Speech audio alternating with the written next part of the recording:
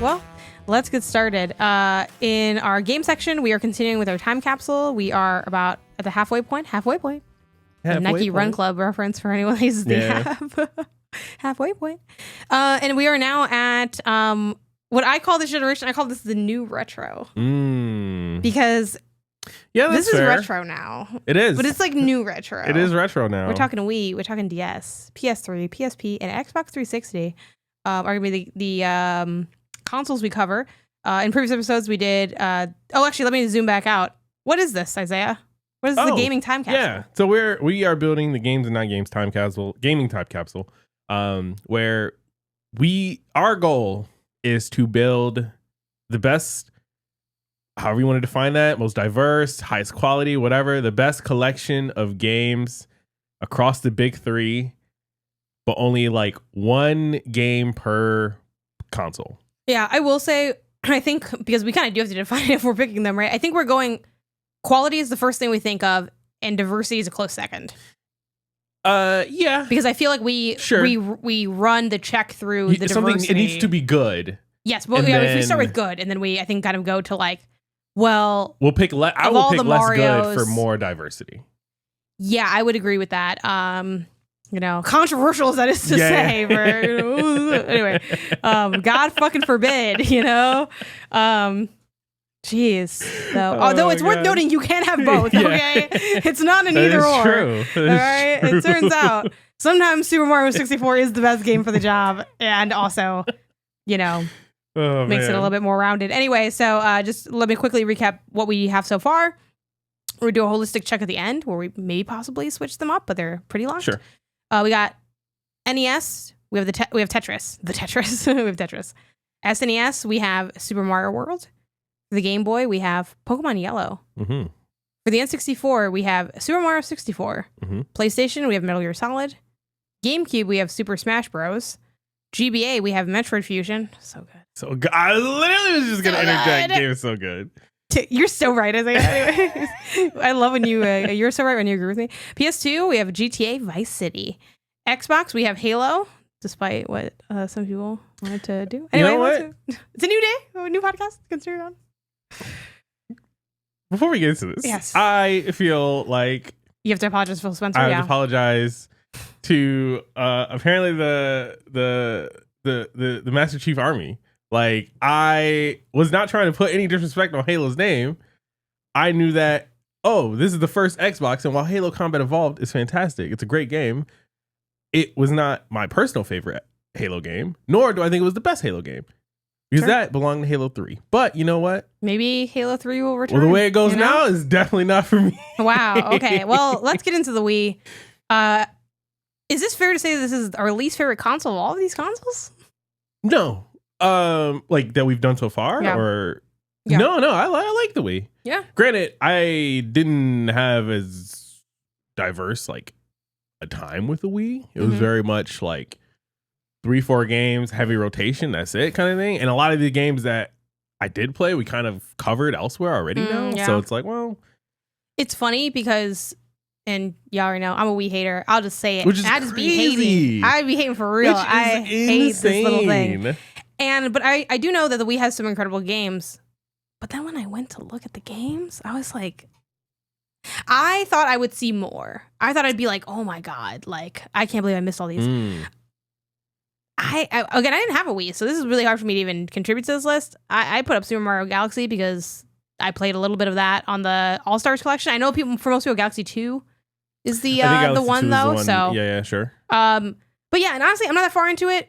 It seemed like a cool Mario game. It's a little weird, a little different. I feel like I just got to play a bit more of it. So, but that's my half-hearted like Mario was good this time again, right? And I kind of just throw that onto the pyre, and then you can kind of add whatever you have. But yeah, I got nothing for this thing. Really? And a lot of other stuff was like ports and stuff. So yeah, like Skyward Sword I never played, and I don't want to play Skyward Sword. I'm good. You don't want to preserve? Nah, hell, I'm all right. I know you can preserve it. Like if people should get to play it, and I should get to not play it. I'm okay.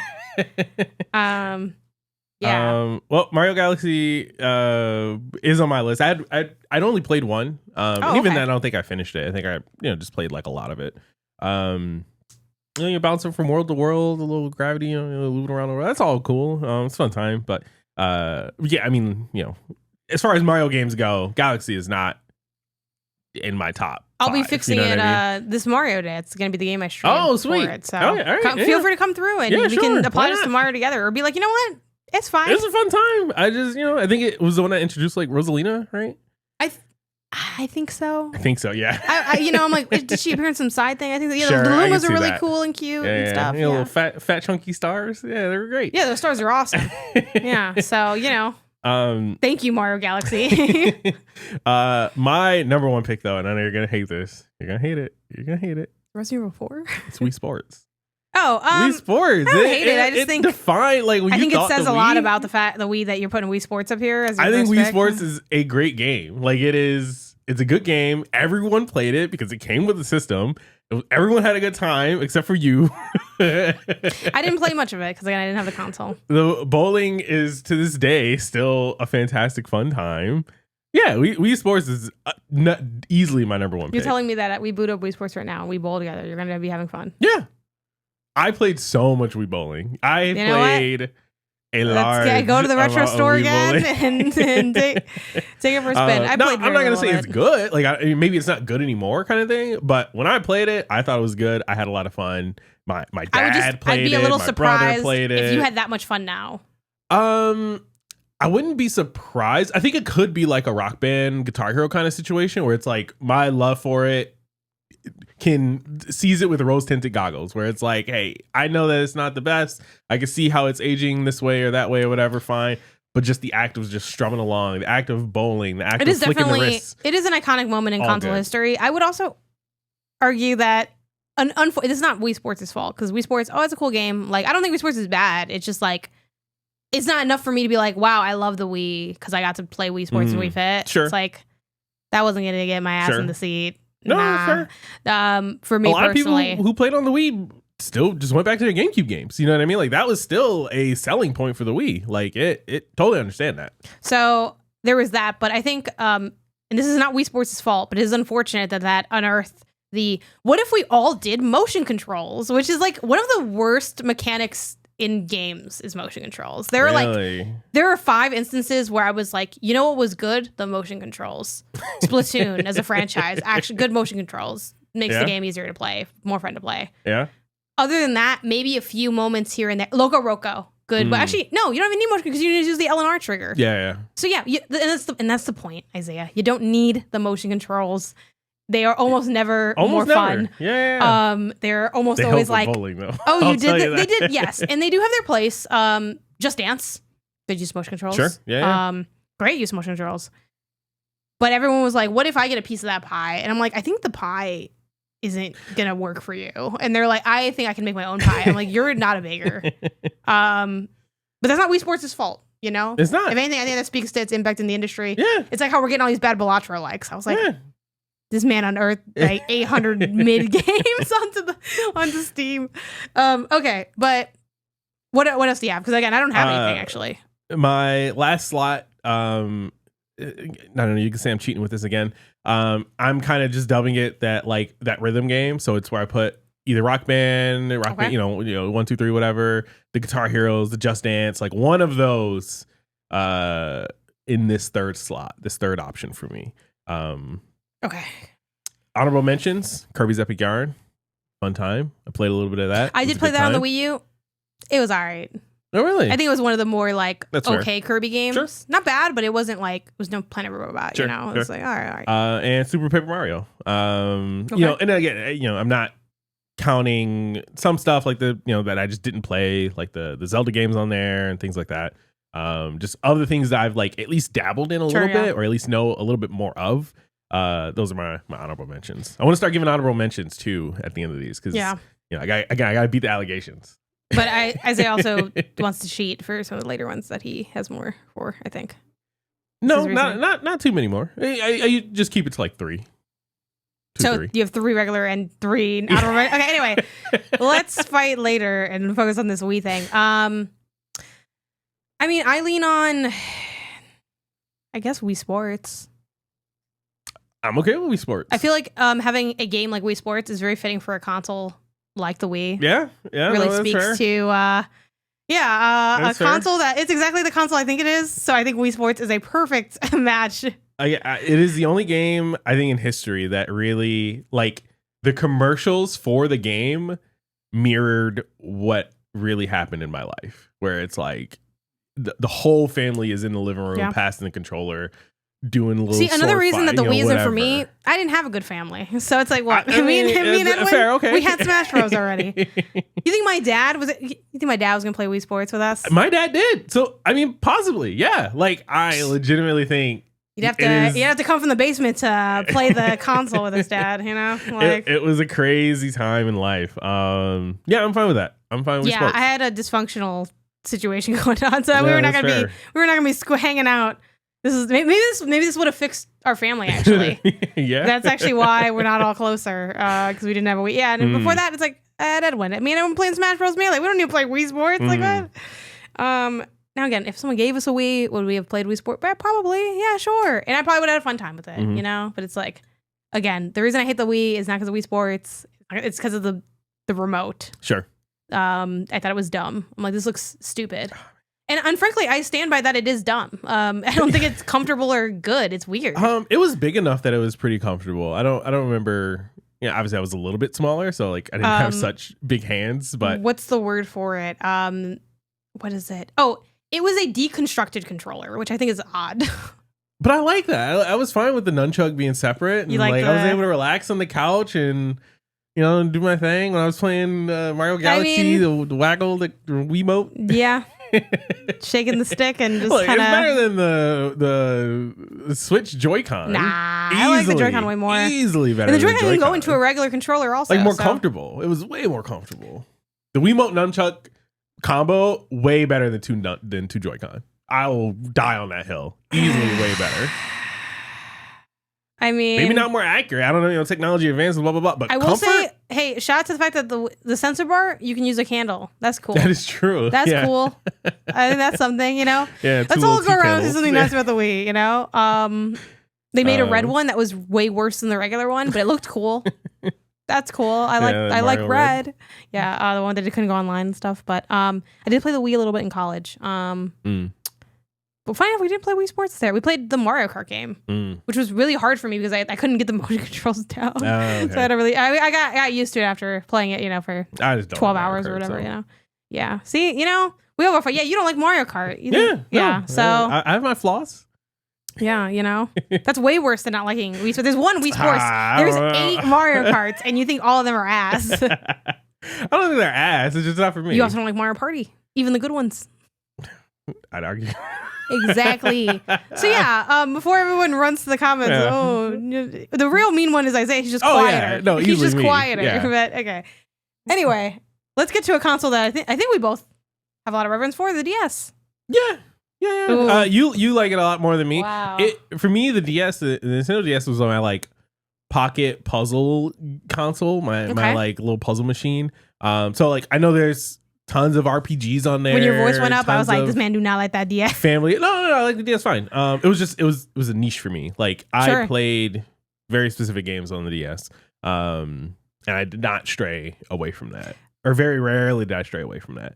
So my first one, it was actually my intro to Zelda with Phantom Hourglass. Hell yeah, I got Phantom Hourglass there too. Yeah. Funnily enough, I don't think I actually ever beat it. I got really far, but I don't know that I beat it. Really? Yeah, I do remember that one had that BS boss. We had to close the console. Yeah, it was so cool. It's so stupid, but I thought this game was cool as hell. I feel like growing up and becoming an adult, this game gets kind of like low-key dragged. I feel like people don't like this game. I love this game.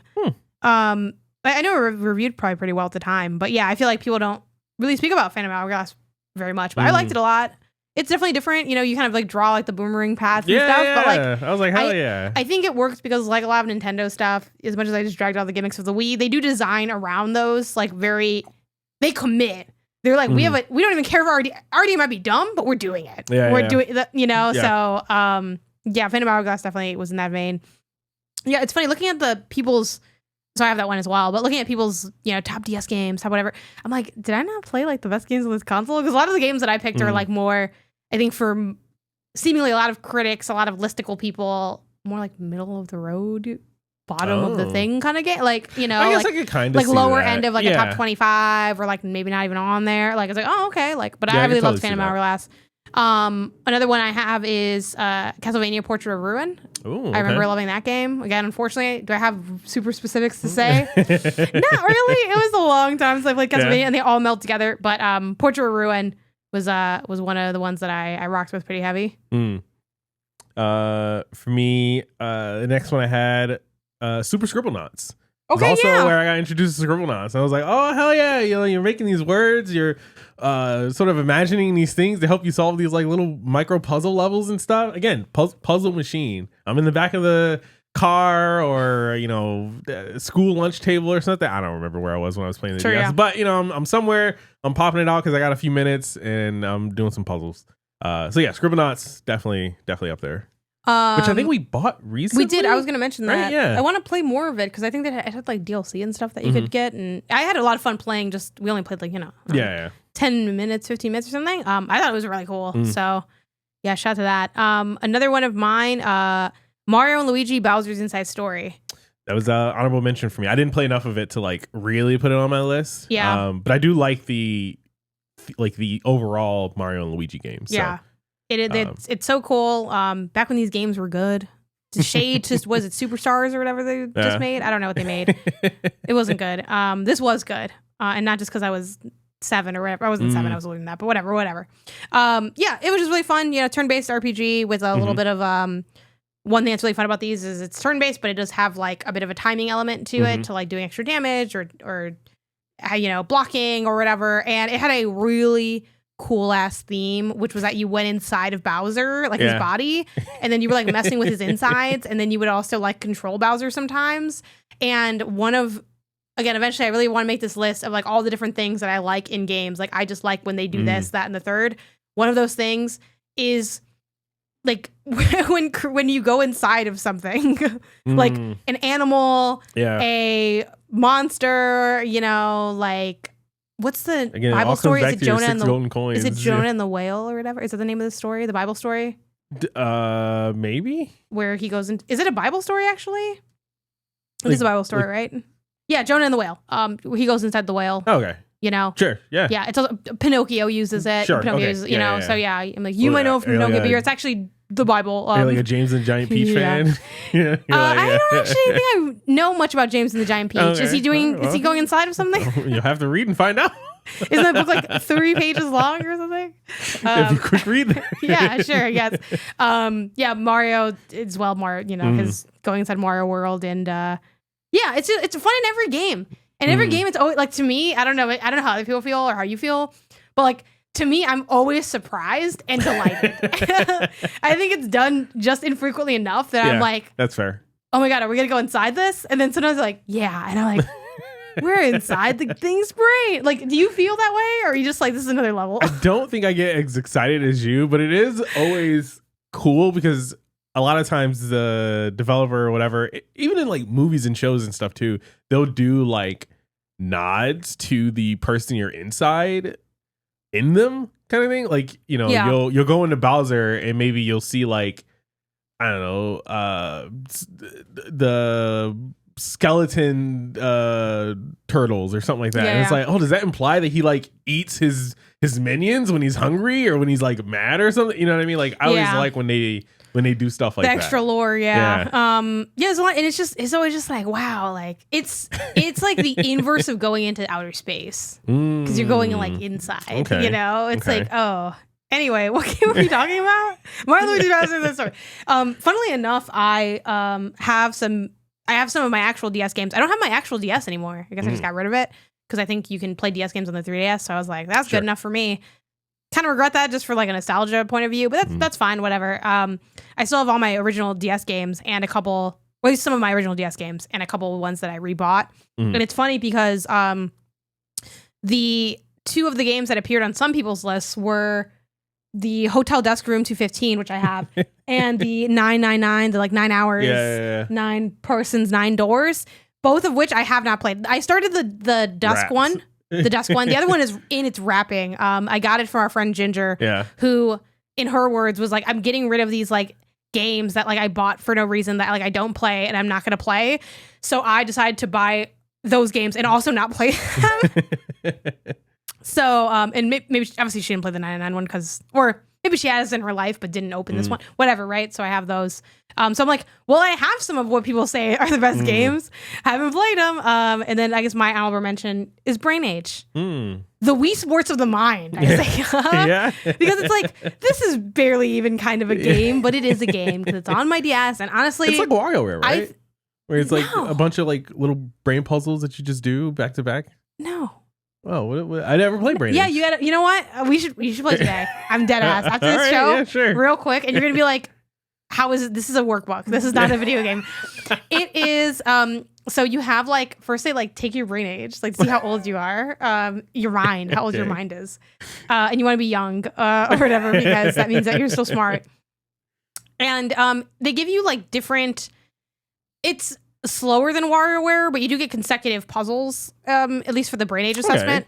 But they're not like random, like they're all like kind of known ones, like so that you get one that's like a bunch of just like multiplication and math and stuff, like maybe addition, subtraction, multiplication. I don't know, I'm sure division's in there, and you just go through them and you're like using the stylus to like write your answer and stuff. Super responsive and really well made also. Okay, cool. Then there's another one where they do that test where it's like it's the word red but it's written in green, and you have to like select the right color or whatever.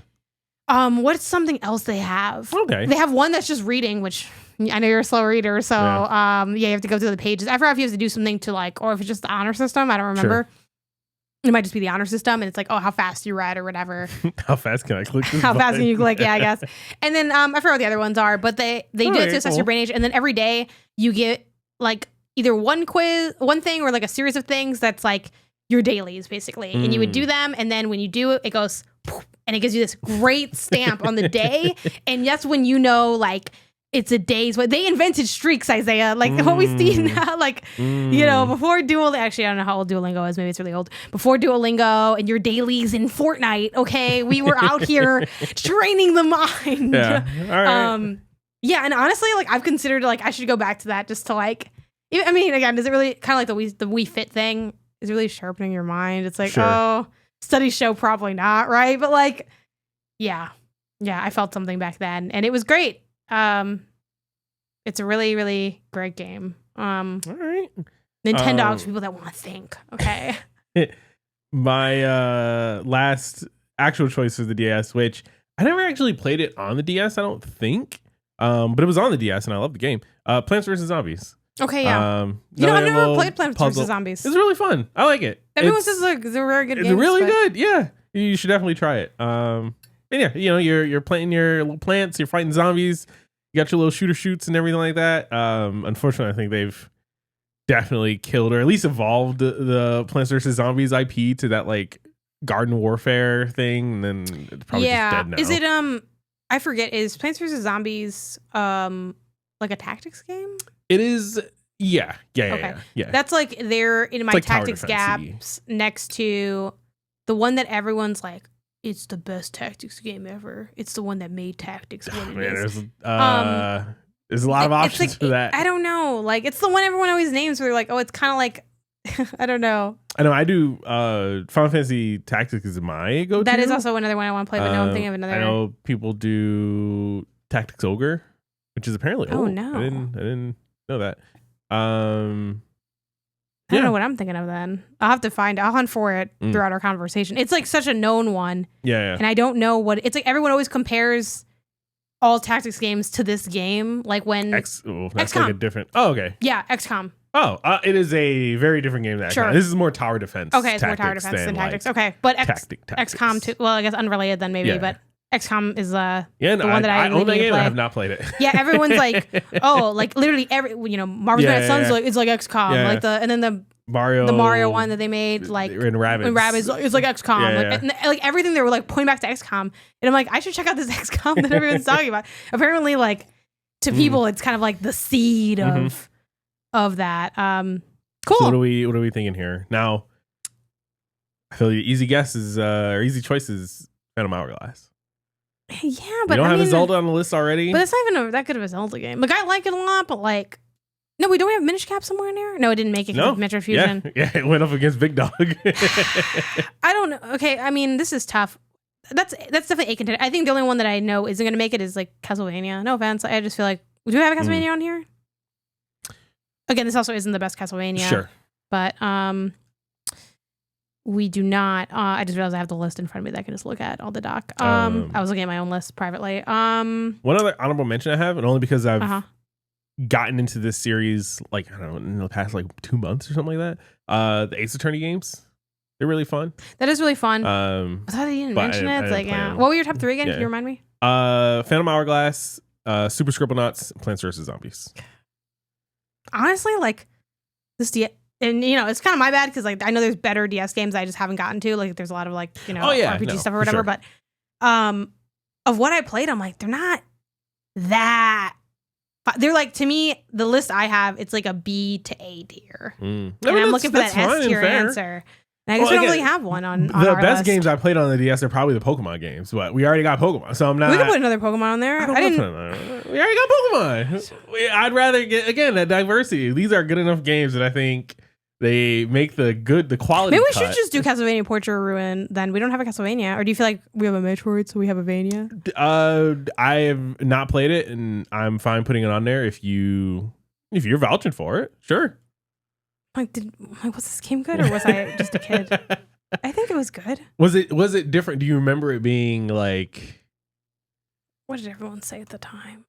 Yeah, 85. I think that's. Today I choose to agree with critics because they agree with me. Yeah. So which one was this? Is Castlevania what? Portrait of Ruin? Yeah. Yeah. All right. I feel like that's okay. I think the Ace Attorney is the other one that I would consider. So I do think Ace Attorney hits a genre that we don't have. Mm-hmm. And I know that I have not played those games, but I know they're good. I started playing the trilogy on PS5. It is really fun. Yeah. No, I totally see why people enjoy these games. I think there's definitely a Inside Story might be better than Portrait of Ruin, but we do have a lot of Mario stuff, even though this is like a way different genre than it is a very different genre than of it. Mario. So I'm open to that one too. I guess the only one in a way, like Phantom Hourglass. That is the only one I've played. Like that is of the two between the Castlevania and the Inside Story. I've played a little bit of Inside Story. Should we put that instead? Do you think? It does kind of hit at something else, but you know what? Sure, because it also is a little bit of that tacticsy approach to things too. So it gives us a little bit. And we have, like you said, we have a Metroid already on the list. This would give us a little bit of. So that means we're gonna have a list with no diversity. Castlevania, basically. Which Castlevania is really good. I feel like the time to put Castlevania was like 4 consoles ago. Why? Castlevania was still great. This is a good. Maybe I should put that Castlevania game back up here. So you lean on Mario Luigi just because we both played it.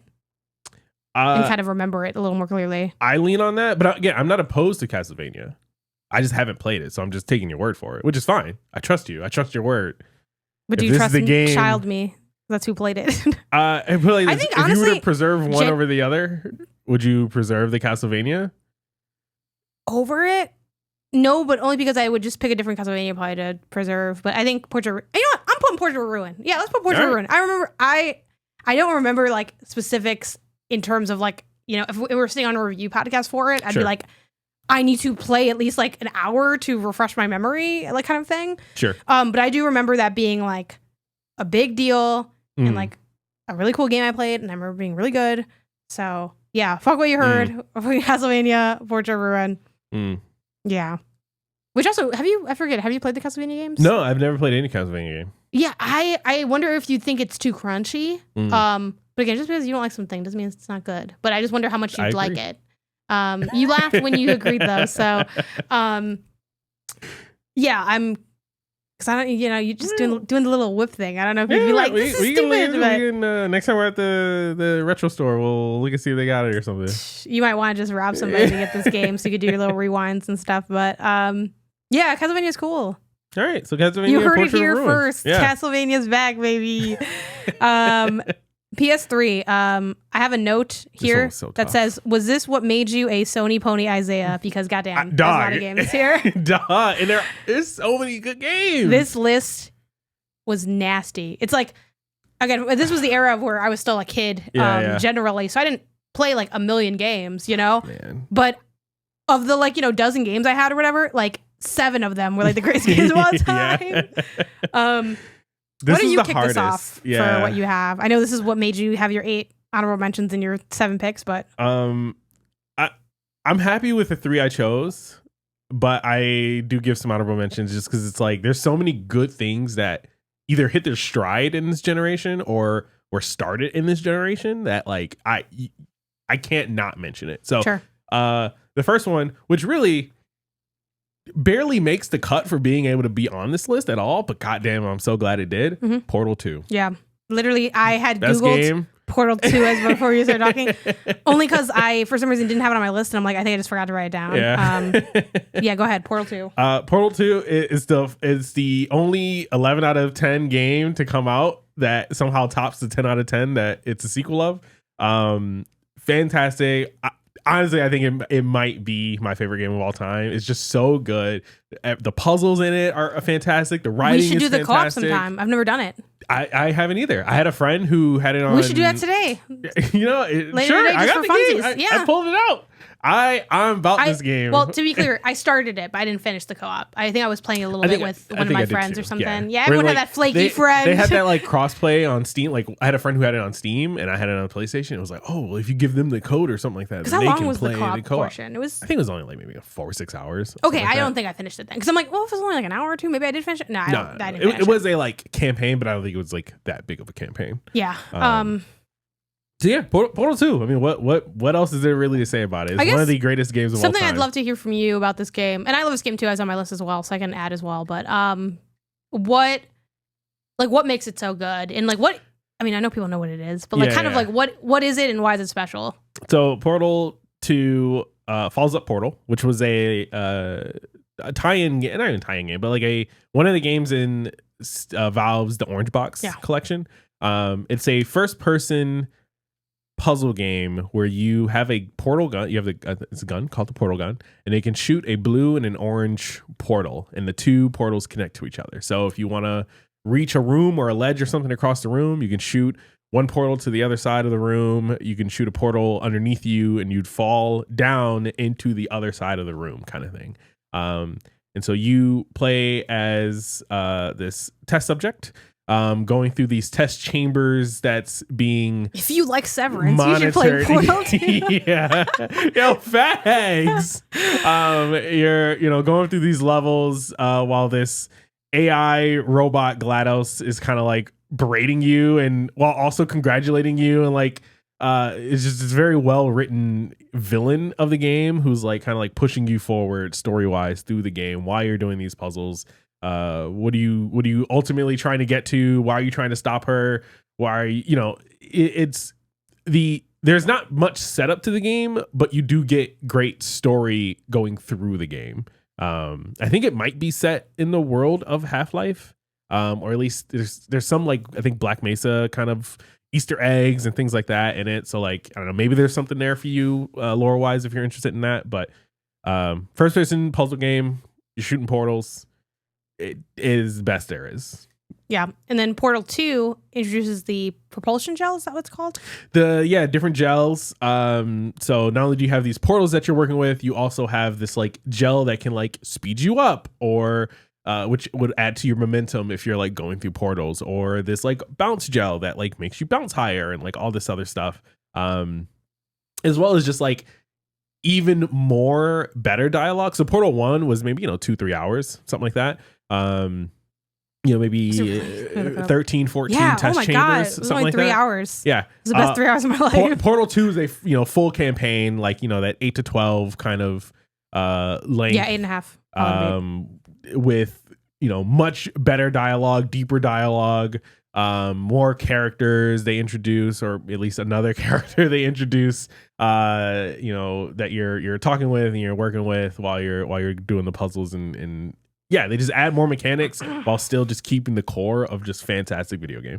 Yeah, I think the only things I'll add to that is I think it is the perfect puzzle game because it is pretty simple to understand and go through, but still interesting and it has a bit of challenge, but it's not like okay, I get it. You and your fancy fucking degrees. Like, well, I think also in defense of all puzzle games, it's an environmental puzzle game, and I tend to be a lot better at those than I am at like things that rely more on like logic or parsing things out in an environment to make sense of like what happens next kind of thing. Sure.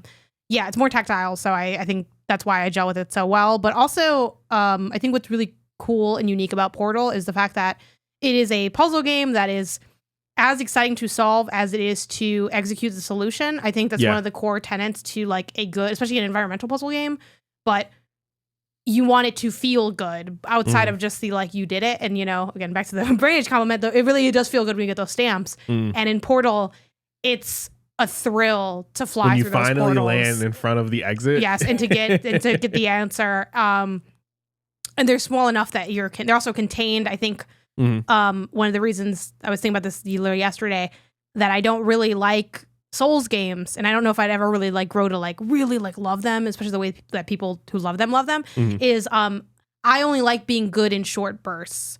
I like to work. I don't mind spending a long time getting good at one thing. Like I was playing Lily Mountain Snow Riders yesterday, working on, especially if you work on the Black Diamond stuff. For me, it can take me up to literally like 30 minutes to an hour to complete all of the things on the really hard ones. I don't mind that at all. The time flies by. It feels great because I'm working really hard to make a little bit of progress, but it's like it's done and it's finished, while that has such a bigger scale. And I think Portal has a really good use of scale in its challenges.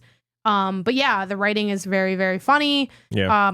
If you don't know Portal, didn't play Portal, you still know the cake is a lie thing that got like memed before memes even really existed. Like this was a triumph. Yeah, it's just a very incredible game. It is genuinely, easily one of the greatest games of all time. Yeah. It is arguably the greatest game of all time. Yeah. I think everyone should play it, even if you don't like puzzle games, and we'll play the co-op campaign today, and it'll be really fun, and I can't wait, because, yeah, I played it in college, so I played it well after the fact of it coming out, because what was that? It came out, like, I'm guessing, like, 08, 09 or something? 08, 09, yeah. So I guess not too far after. I played it maybe, like, I think I was a junior or senior, so, like, that 3 or so years afterwards. I think low-key kind of on a whim. Obviously, it was very, like, covered, but I wasn't as tuned into coverage, like, during that era of my life. I think I was just, like, this is a game that one of my friends had, and I had my PS3 in college, and I was like, this is the greatest game ever. Yeah. And I'm like, there's another one. And then it's like, oh, there's also this co-op thing. And then, yeah, good times. Good times. So I have that one, too. I guess I'll go with one that we don't share. Sure. Actually, we'll probably share this one, too. I put The Last of Us on there. Yeah. I had Last of Us or Uncharted. To me, they are different games, but they fill the same. Yeah, I know. They sort of fill the same niche of like story-driven adventure game with a beard. Yeah, dad who's weirdly hot. Even though Nathan Drake isn't a dad until like later, but yeah, he has like that dad vibe. They look the same. Like if you could be racist against white people, you would mix Nathan Drake and Joel up all the time. I guess. I think they're different. They have that flavors one, of the same product. It's because they have that one. I say because they have that one like physical feature where it's like, wait, you're Nathan, right? No, I'm actually Joel. Nathan's the other white guy. Yeah. Oh, sorry, you guys just look so similar, and they don't look that similar, but you know. Yeah. Anyway, but. No, I had it too. Yeah. What do you have to say about it? What can I say? That's not already said. No, I mean, Last of Us is a really incredible game. I know, obviously, it has the remaster on PS4 and then the remake on PS5. They're not that different. So, like, I think I played it on PS3 when. I know I did. Because I played it. I played the PS4 remaster. Maybe I played it back when we were living in East Bay. When I finally was able to finish it, because I started it like 8 times. Yeah, I think it's just a very tight package of like action and story. I think they do a really good job with like the level design and sort of having you be sequestered in these areas to have I think what ends up amounting to like pretty memorable encounters. I think it's also where, for me, obviously they are different they are really different games. Like I think Uncharted and Last of Us are very different experiences. Like if you were like, I just played Uncharted, how do I get more of this? I would not necessarily say you played The Last of Us or inverted. I kind of would. See, I think because I think what you I feel like what you get most from the game, you get from both of them, which is like that enthralling story, and tight gameplay. Now the gameplay is slightly different. I'll give you that. The thing about Uncharted and this is also like the thing that I don't like that much about Uncharted is I feel like all of Uncharted's encounters outside of set pieces are very like, like I shot a guy in the head and I shot another guy in the head and I shot like 3 other guys in the head and I'm in this area. Like it has really like magnificent set pieces, like the train thing in Uncharted 2, like that eats, like the big blockbuster kind of like, oh, we slow-mo jump out of the plane kind of vibe. Like you get that. And Last of Us has a little bit of that with like, their opening like car sequence where they have like, they're both very cinematic games, but Last of Us with the way it's designed, and it's also in part the type of gameplay it is. One's like stealth, heavily stealth, and the other one's action. That's why I feel like they are very different. Where like I can literally picture areas in Last of Us very vividly, and I know how those encounters go down because they are so memorably designed. Like the area where you're in like the decrepit like old office building, and there's like the few zombies. Well, no, that's not whatever, right? The few zombies like walking around, and you're like, kind of. It's like we have to move that big piece from the door. Like I can picture that really vividly because it was structured in such a specific way. And that's not to say they don't design, obviously, like the levels in Uncharted. Like they're very, made with like a verticality to provide like good sight lines that make for like fun gunplay and to give you opportunities for cover and stuff. So like there obviously is thoughtful design in Uncharted, but I feel like the moment to moment run of the mill encounters are less of a big deal. They're more like fodder for like the larger adventure. And in Last of Us, I feel like no moment is spared. And that's why I feel like Last of Us is a much tighter experience. It's also why it's probably a shorter experience. It's 1 versus, I know 2 is way longer. And it's also why I think the Uncharted games are too long. I'm like, it's not because like it's just long. It's because it's like, what are we really doing here? Like we're doing the same thing over and over again. The gameplay doesn't advance or change enough versus like, even with like The Last of Us, you're not necessarily like, obviously getting like powers, but I think the way they change up the structure of the areas and like as you gain like abilities in crafting and stuff and like start making more stuff, like the encounters are so memorable that it like keeps you going. And it's like, oh, it doesn't feel like I'm just taking down like zombies over and over again. Which is also like the other zombie games that exist where it's like, oh, you're kind of just like, I don't know, like Days Gone, you do one encounter, you've done all the combat encounters. In Last of Us, all of them feel so distinctive, and not just because they're inherently different, but because of the context that they present them in, makes them feel like moments. Like you're really with this crew of these 2 people, and like this is really happening. Well, Uncharted, it's like, oh, another room with like a bunch of dudes that kind of look the same, and you kill them, and I guess they're probably the cartel or something or whatever, like. So that's what I think makes Last of Us a standout. Like I think that design is just very tight. And they do other really great things too with like the light walk and talk kind of vibe. Again, if you like The Last of Us, you secretly like walking sims because a lot of that game is like, you have that little walking bit, and it shares a lot of DNA with that style of game, with its emphasis on interacting with the different pieces and you getting like the lore through that. I think they have a lot of great restraint in those notes as well. Like the Bill stuff's just in the notes, and like, but I read those notes, and I think most people did because they were short enough and infrequent enough that it felt like a real treat to get them. Like, oh my God, like we're getting another little piece of lore, and not, oh, here's the 80th note I found, and someone wrote like 7 pages about like some shit about the virus or whatever. I still say Ish's story is like the one DLC that I feel like they really should have given us. That would have been so cool. Whose story? Ish's story. When you're like, in The Last of Us, you kind of like go through, you go backwards through this like almost like service tunnel kind of thing, and it leads to the section where there's a sniper in the house that you are trying to get to. With the kids. He's like teaching kids, and they're infected. It's so good. There's a lot of like just really cool stuff in there. But that's Last of Us. So what else do you have? For my last one, a little bit different, but man, does it still belong, I think, in the conversations for this time capsule? Little Big Planet. We literally have the same list. Do we really? Yeah, look. The only difference is I put GTA 5 ? I actually haven't played GTA 5 yet. I know I'm like the only person on earth that hasn't played that game. And I know it's like one of the greatest games of all time, but I haven't played it, so I just put a question mark. But everything else is the same. That's crazy. Oh my God. We're meant to be. Little Big Planet 2, if I want to be specific. Just because I think it's everything that Little Big Planet 1 did, but just like bigger, I think better. The only con between 1 and 2, even though it was kind of for the better, but also like kind of took a little bit. The Little Big Planet 2 was a lot easier than Little Big Planet 1. Oh, sure. Little Big Planet 1 was like kind of hard, like low key. Sure. And I kind of missed some of that difficulty because I think that friction created some fun. Well, thankfully the community has your back because one of the reason why this game is on my list at all is because it like so heavily leaned into the community levels, like community created levels, that Mario Maker-esque, like you can make your own level. You know what's funny? Can publish I never played anyone else's levels. Yeah, I just played the campaign. Oh man, you missed out on some really good stuff, which I imagine it's probably is gone now. Yeah, I'm guessing, but yeah, no, I grew up like an online gaming hater. That's great. I was like, what are we doing? We're doing what now? Connected? Why are we connected? Yeah. Like I never did Street Pass because I was like, why the fuck would I like connect with anybody? What is this? Jeez. I don't need this.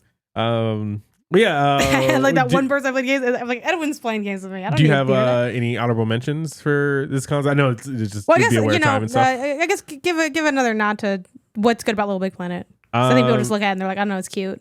Yeah, no, it's a side-scrolling 2D gameplay puzzle or platformer where you're this little sack boy named Sackboy, who can grab onto things, he can push things, he can pull things, and basically the world you live in is almost like this just world made of craft material and like various things made out of crafts, but not in like a Kirby Epic Yarn kind of way, more in a like physics simulator kind of way. Yeah.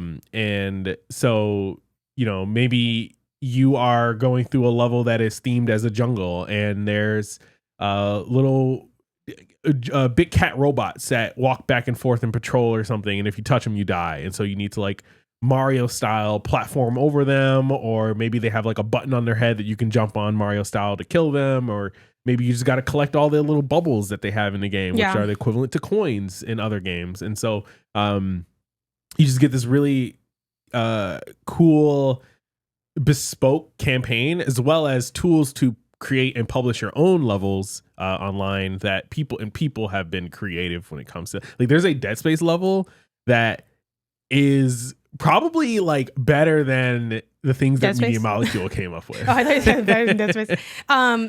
Yeah, like I didn't actually dip into a lot of that online aspect stuff, but I played it like decently after the fact. Mm-hmm.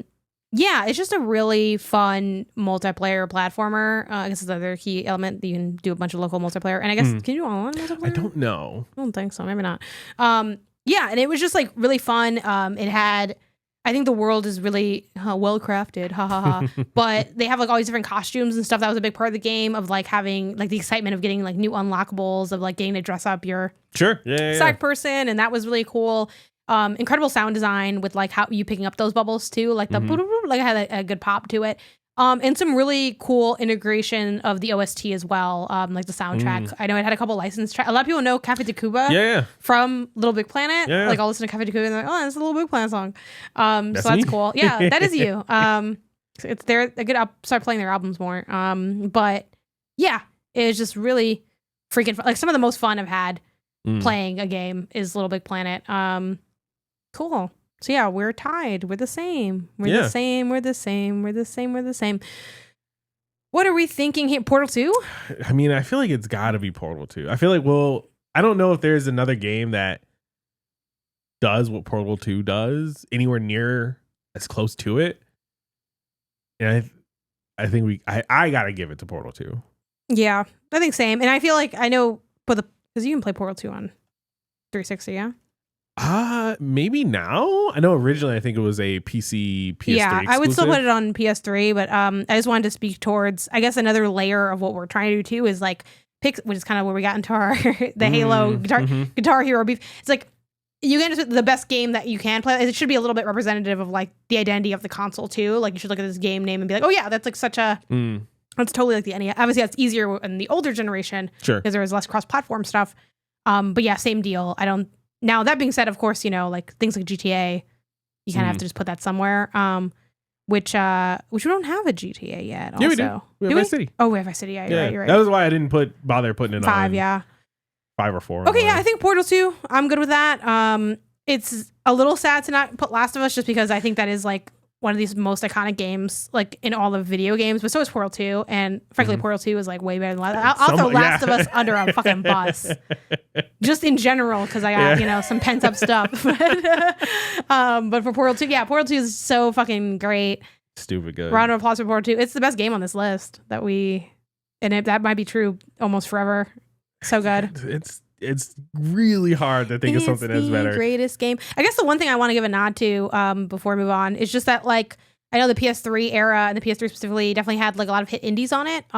So yeah, I just wanted to give a light acknowledgement to that. They didn't make my list because for a number of reasons. One, I think these other games are stronger. Like they're actually the strongest games on the list.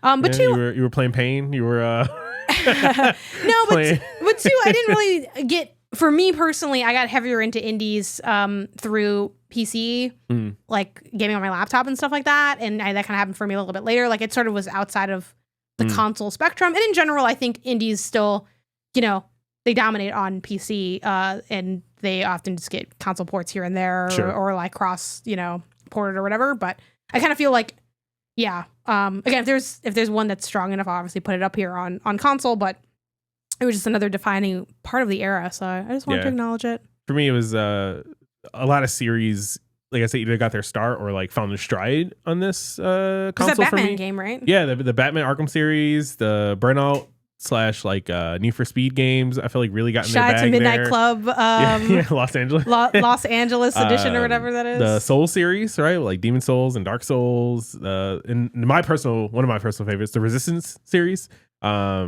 Still love that game, Resistance 1. I'll fucking boot that up right now and play through it. It's there now. It's ready now.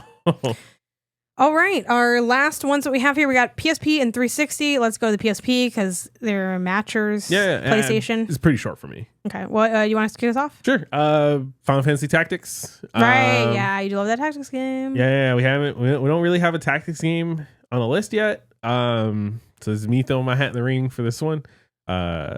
Again, obviously different games, but you know, to me it fills a similar void to that like Bowser's Inside Story where it's like you know, you're going into a situation trying to be strategic with how you're doing the combat and maybe like where you're placing people or timing things and stuff like that. So it's fun, and it's Final Fantasy, and it's a great story. It's the one game I'll pick up like literally once every like 2-3 years. I'll like boot it up on something and try to like play and get further than I did before. Do you have it still? No, right? You don't have any of your PSP games? I have a few PSP games. I don't think I have this one.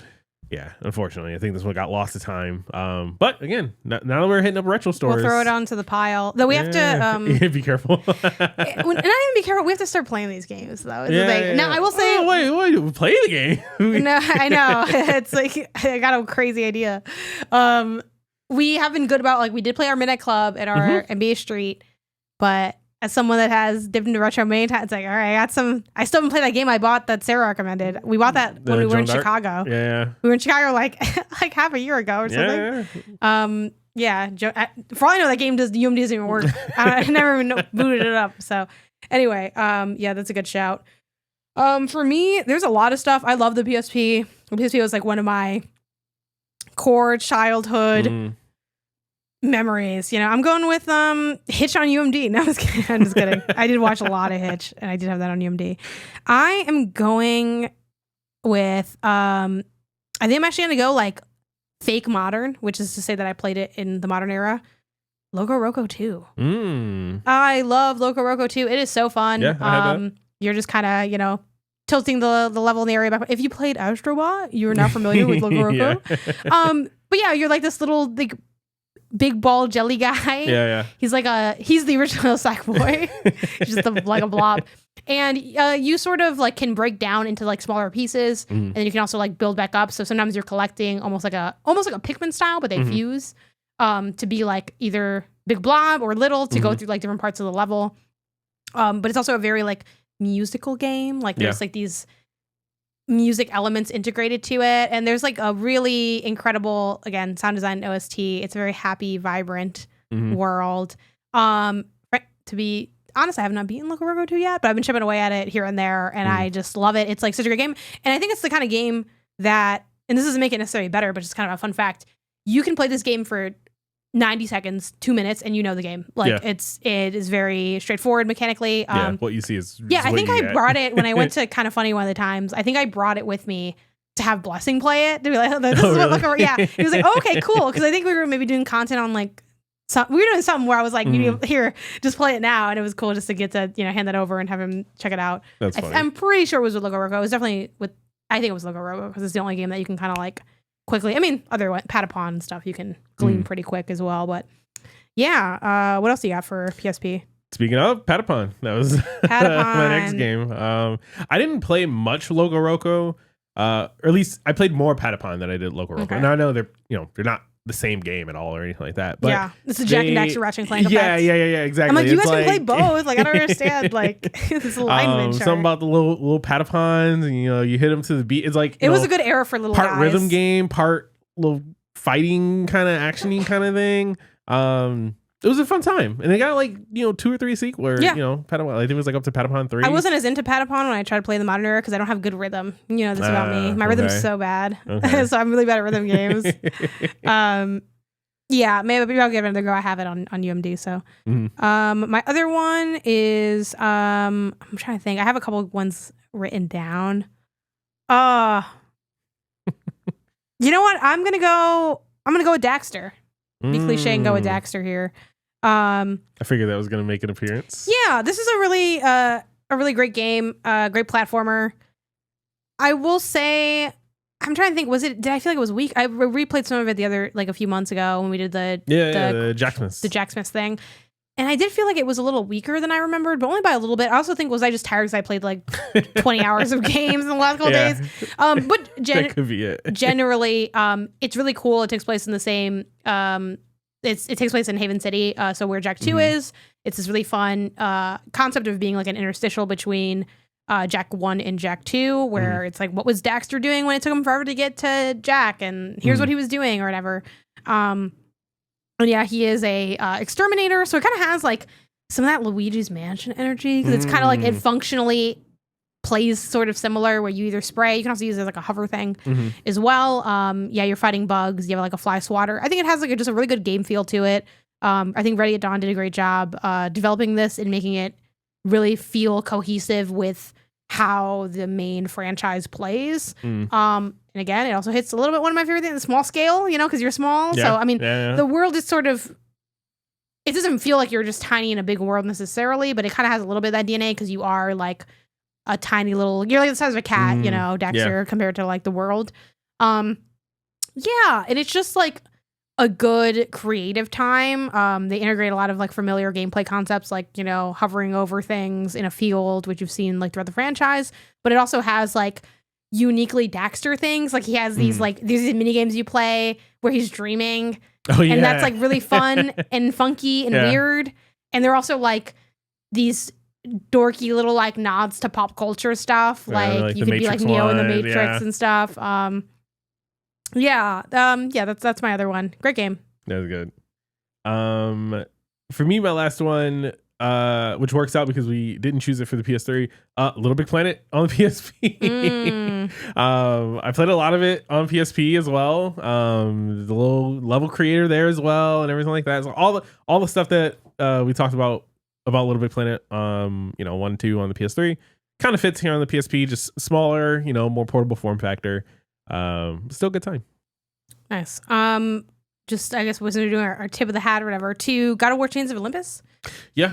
Played that, really liked that a lot. It was really cool. It's definitely like, smaller scale vibes, but I feel like it was like a fun kind of I think it even, because of the scale, it leans a little bit even more heavily into like that beat 'em up style of old school God of War. I think it was cool. It worked. It was a good time. Similarly, I know for most people, Chinatown Wars is their handheld GTA. Sure. For me, it was Liberty City Stories. I never played Chinatown Wars. I don't think I did either. I was in Liberty City. I was more Liberty City and I had Stories, a great time. That was the GTA I played the most of because I think because it was handheld. Sure. So makes sense. Not only did I do the campaign, but I would do like the dumb, like runs of how many stars can you get all the stars and how long can you last or whatever. So I'd do that. I would save scum to buy the rocket launcher and I would sit in an apartment and just snipe police officers from my window. And, and that was a foundational moment for me. And I was like, this is a great time. And like, actually, it wasn't just the police officer. It was like any civilians and the police officers. Because I remember like, you know, the thing where it's like, you know, you have like the little reticle and then they just like, their head explodes and everyone's like, oh, like, you know, and I'm just like, they're all running around and I was like, stand still. And I would just be shooting them. I was just sniping them from the window. Yeah. And that was childhood. Yeah. So shout out to that. The only other one I have an honorable mention, Ratchet and Clank Size Matters. I like Size Matters a lot too. We didn't, you know, I don't even know if we brought up the Ratchet and Clank games. No, on PS2. We forgot to. Yeah. But yeah, like, you know, missed opportunity there. So I brought up the shout out here. Pure Arsenal. You're at the time. Yeah, you did. Okay. But still, I like Size Matters a lot as well. Fun time.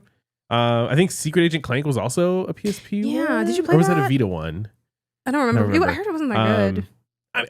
It was more Ratchet and Clank, which for me was enough. So I thought was it good? Clank. I don't know. Well, yeah, sure, but yes. Like I feel like, well, no, because here's the thing, because Clank, Clank plays totally, because unlike Daxter, like Daxter doesn't really have a role. I mean, sometimes he has a role in like Jack Daxter, but not really. Like it's very rare. Well, Clank always had those like puzzle, like he always did that like he had like a more fleshed out mechanical thing. So when they made his thing, they made it more like in his vein of like that side stuff you already were known of doing. While Daxter was like just putting him in the world. It wasn't like, oh, we're expanding his like section of the game. Well, I felt like Secret Agent Clank, that's one reason it wasn't as good. It's like it was just expanding those like little puzzles. So you're right. Yeah, so I did feel like it was different. And that's also why maybe it wasn't that good. And then I want to give a nod to Peace Walker. I just never played it. So I know for most people that's like their number one PSP game. If we didn't get Metal Gear in here already, this definitely would have been the Peace Walker. What's going on with this Peace Walker situation? Is it supposed to be like the greatest game ever? Like, what is this game? I think it's just really core to. I think especially like I don't know if it was before or after Metal Gear Solid 4, but it was like back at the like, oh, you're sneaking around in this like in like this nature environment kind of thing, and I feel like it was more closer to like a Snake Eater than the other games, and so for a lot of people that really gravitated them towards it. I liked it. I played it. I didn't finish it at all, but I finished I finished so few games on the PSP just because it was like, man, this thing dies all the time and everything. So it was like, I'm gonna play what I can and like get as far as I can. Take care of their stuff, but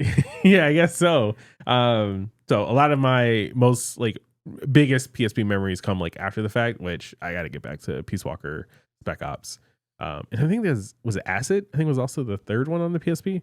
Maybe that was the Vita. I don't remember. But yeah, no. Peace Walker, solid. We'll have to make a retro list at some point of games that we want to go shopping for. Maybe that can be an episode thing. Yeah, that'd be cool. Just like our cleanup list. Okay, so for this, I'm kind of leaning on that Final Fantasy Tactics that you mentioned. It sounds good to me. Is that kind of where you lean? These are all really great games, but it was gonna be either that or like a Loco Roco Patapon, kind of like something in that smaller indie kind of vein. And was Tactics only on? There was a Tactics Advance on GBA, which I think is like kind of the same game, but just like a reimagining of it kind of thing. Final Fantasy Tactics on the PSP, War of the Lions. There's the Final Fantasy Tactics on PS1. Sure. Final Fantasy Tactics Advance on GBA, and then Final Fantasy Tactics War of the Lions on PSP. And that's the one you're referring to, War of the Lions? Yes. Yeah. I am basically inclined to put this one on here because you talk about it so much just generally, but can you maybe speak a little bit to like what makes this like so good? I know it's a good tactics game. So it is kind of the game that really made me fall for Metaphor, ReFantazio last year, because it has that similar class system where you have your party of characters and they each can be their own class. And as you play as a certain class, you'll level up and get better at that class, unlock new abilities. But then to unlock some classes, you need to upgrade other classes, right? Like to be a dark mage, you need to upgrade maybe your mage class to like level 10, and then you unlock the dark mage and you can then start down that tree. So it's like it's like a tree-based system class thing. But then also like it just is really good tactics game where like I feel like the situations you are put into, they're always interesting in like various ways to go about defeating the enemy or surviving the turns or whatever the kind of objective is. And they're really good with like varied like level placement, where it's like the level has like, each level has like, you know, generally some really great elevation to it. There's the classic like Final Fantasy things where it's like, oh, you can have a chocobo as like one of your things, and then he'll like do this rush attack or something like that, or like you get your mage and, you know, it does the Phoenix down when someone's dead and, you know, brings it back. So like it's got a lot of that fantasy ness to it, while still just being like a really good, well thought out tactic game. Yeah, while still being final. Yeah, cool. Yeah, I'll have to check that out. All right, our last one on the docket, we got Xbox 360. This is another one where it's like, you know, it's sad too, because with me and this Xbox stuff, I didn't have an Xbox till Xbox One, right? And I'm like, just wait, I had an Xbox One, guys. But I'm like, how much did I play on my Xbox One? Fuck, like, you know, like, anyway, hopefully I'll be better for the Xbox One, because I did play that console and like that quite a bit. Granted, we'll unpack those memories next episode, because I have a lot to say about my time with the Xbox One. But yeah, so I kind of come up pretty much with, I don't really got anything, because I played some of the Fallout games, but not like all the way through. I'm like, one of the Fallout games. What do you have on here, and what's your history with the 360? So the 360, I would say, is really embarrassing to admit, was probably the console I thirsted for the most. Like, I had a cousin who had a 360, and the 360 came out a year before the PS3 did. So like, all he did was talk about how good 360 was, all the games he's playing, big and bad, this and that. And I was a fucking hater. I hated this man. I was so jealous of him. Eventually I got the PS3 and, you know, spat back at him, blah, blah, blah. But like, during that year, I thirsted for I looked up so many unboxing videos for the 360 just so I could imagine getting my own. I like did weird allowance girl math to figure out how I could like afford the arcade edition, which is the one that didn't come with like the hard drive, and you had to then like back up your saves to just like this memory card and this, that, and the third. And I thirsted for this console so hard. Eventually got it like well after the fact. By the time I got it, I was like, I don't even want to play these games anymore. Or like, I play them elsewhere, because, you know, during this console generation is when like games really started just being multi-platform, and like exclusives were still a thing, but only so much. You know what I mean? So for this one, this is a multi-platform game that I ended up actually playing elsewhere. But when you think about it, I think you do think Xbox 360 for it. BioShock. Okay. Fantastic game. It is. I keep starting it, and I liked what I played. I was like, this is great. It's like just a new System Shock, right? It was like the spiritual reimagining of a System Shock kind of game. It plays way smoother than System Shock. This is a new System Shock. I don't know if that's good or not. So I played the remaster that they did recently of System Shock. I tried that out. It just was too. Oh, it was a remaster. Okay. It was. It felt old. Oh, to okay, me. gotcha. Well, hey, stick to BioShock then, folks. Yeah, I mean, hey, like, you know, teach their own. But I was like, what's going on here? Like, what? I hear it is a huge improvement though from the actual original. Like, the actual original was like impossible to move like in, and this is like much more modern. But I was like, why am I not playing BioShock? Sure. So I know, like, oh, this is, you know, but yeah. I can see that. With BioShock, they had BioShock 2 as well as BioShock Infinite. But I think BioShock 1 is really like the one that people think of when they think BioShock. They think of that Big Daddy. They think of the Would You Kindly. They think of all these, like, you know, pieces to it. The shock, the wrench, the like all of this stuff. This was also the era of like that sci-fi old aesthetic, because this and Fallout had the like, don't you want to like put on an old dress but then put a chainsaw on your hand and now you're chainsaw hand man or whatever. Obviously I did not finish BioShock but that's basically what the game was. And the greatest would you say it's a lock opening system, the gel, the goo? Greatest lock picking of all time, this freaking game. Give me a whole game that's just that. It's gotta be, right? Yeah. Everybody else, I'm like, why are you not just doing the BioShock 2? Is it for legal reasons? Did they license the goo? I don't know what's going on. So good. It also has, like, again, I didn't finish it, so I don't have as much to say on BioShock, but like it has another thing that I love in games, which is like funky little abilities. They're like, oh, what do we put this chip in your skull and now you can throw things or whatever. I don't know what they have in there. Yeah, it's also Severance. Yeah, it's also a little bit. Yeah, if you like Severance, go check and play BioShock. Yeah, this game is super cool. Yeah, it's got also, I think what really impresses me about BioShock is it has just a really compelling atmosphere. Like, it's a game where, you know, in a technical sense, you're always looking for like making progression in a game because that's like the structure of linear games where it's like, okay, what do I do next? Whatever. It is such a game where like I am soaking in everything in the environment. Like I'm reading all the little poster, I'm checking out in the bathrooms, like, and it's got such great like visuals, like visual set pieces, almost like how Dead Space has, like in a kind of horror sense. That's why it's like, you know, it's like horror games for scaredy cats. BioShock would be in there because it's not really a horror game, but like I find creepy. It scary. I find it scary. Like that scene in the beginning of the game where the woman's in the baby carriage. Give them their Emmy. Give them their Emmy. This is so good. Yeah. Yeah, it's really cool. That's a good one. What else do you have? Because again, I don't got. You mentioned it, Dead Space. Oh, Dead Space. Oh, Dead Space on it. Okay, I can back that. I played Dead Space, but would you put 2 on there then instead? I think 2 is better, but I mean, Dead Space 1 is also really fucking. I mean, you played it, like you know, you played the finally remake something I played. I forgot that was on here. Stupid good. It's awesome. It's still good. I imagine it would hold up to pretty well. Obviously, if you can only play one, play the remake just because, you know, a little bit probably runs better and stuff like that, but like the core is there. They literally fixed the flying outside, which isn't that good, which really makes me scared for what you played because I was like, that's wild. Fantastic series. This was my entry to this like horror survivor kind of thing. Like I didn't play Resident Evil 4 growing up. I played Dead Space. That was my intro, and boy was it a great time. Yeah. It basically is just like Resident Evil 4. Like the systems of Resident Evil 4 come through a lot with Dead Space. It's just thematically it's sci-fi as opposed to just like zombies. Yeah. And you're in space instead of in like abandoned villages and churches and stuff. But if you like one, I would say I recommend playing the other. They are very more similar than they are different. For sure. Did the original have all those burgers in it, or is that a remake? I don't know if the original had the burgers in it. To be honest, I wouldn't even notice the burgers in the new one if I hadn't talked to you about how good the burgers are looking.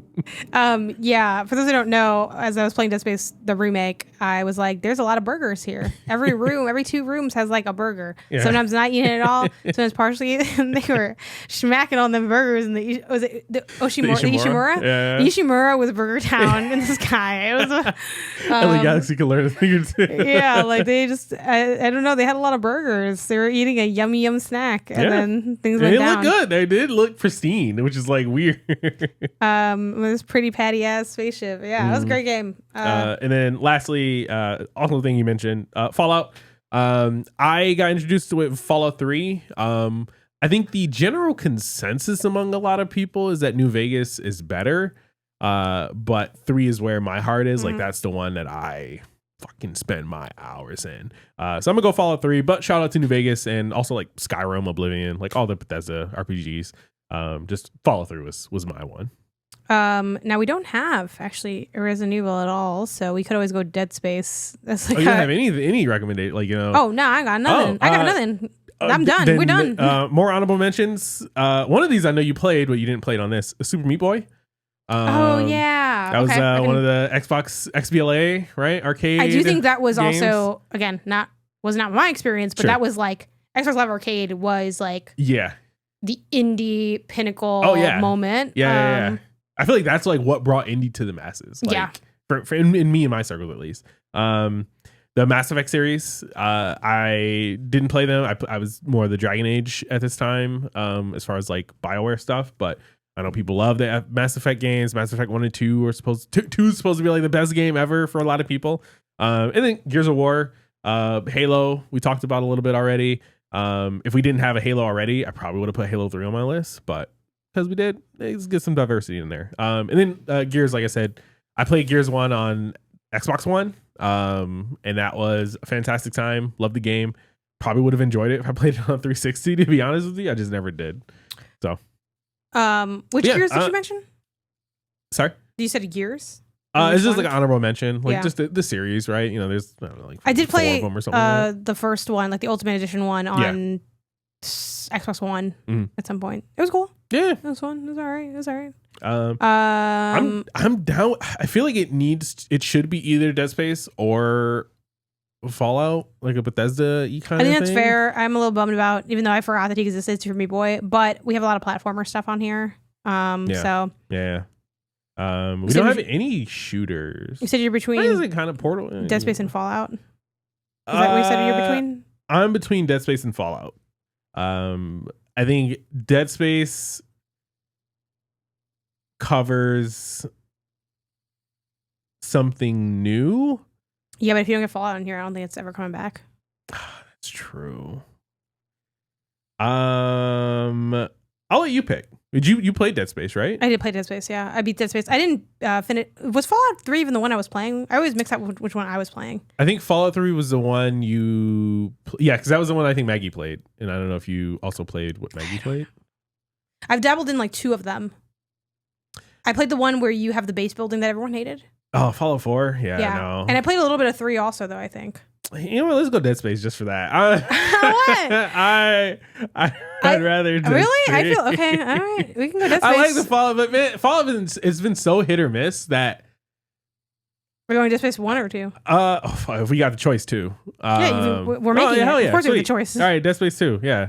Damn, that's crazy. For the record, I actually like the base building in Fallout 4. I like Skyrim too. It turns out when you don't have a bitch in your ear saying that the base building is stupid, you have fun.